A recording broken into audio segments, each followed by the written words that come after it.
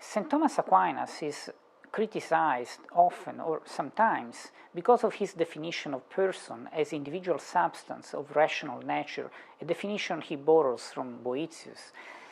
And for some people this definition is too rationalistic. It doesn't get to the core of what today should be the focus for the person, which is mostly about self-giving and love.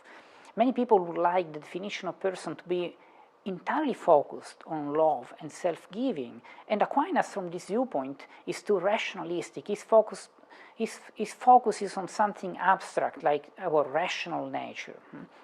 Now, besides the fact that Aquinas think of being rational in terms of being owners of our own action, in terms of freedom, so the rational nature of the person is the one that is not acted upon by nature, but that acts, that is free, because rationality makes you know things according to the truth, making you free from them, and then you can act out of your own freedom.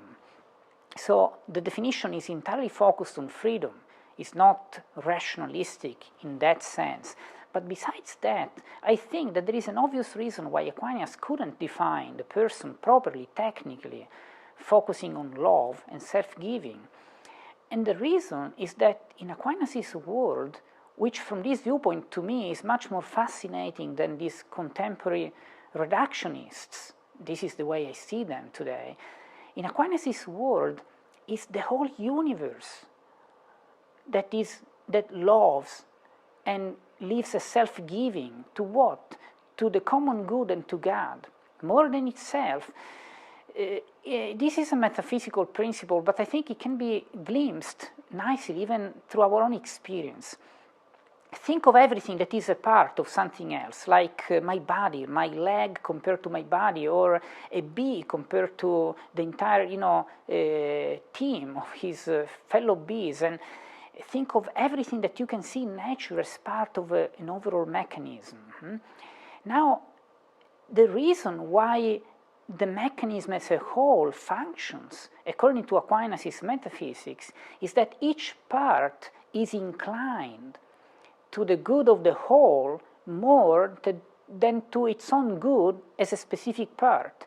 Think about it this way. If every little part, every bee, every animal, every part of my body, my liver, were more focused on its own specific being than to the whole of which it is part, the whole would be disintegrated. Every bee would go its own way. My liver wouldn't function in harmony with the whole body. The whole universe, which is intelligible, which works in harmony with its parts, would fall apart.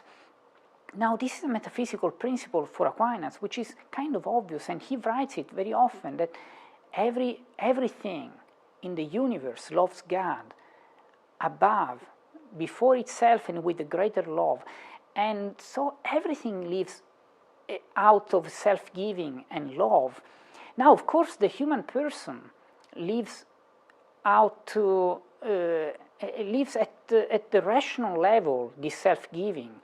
But the self-giving and love by itself doesn't define the intellectual nature.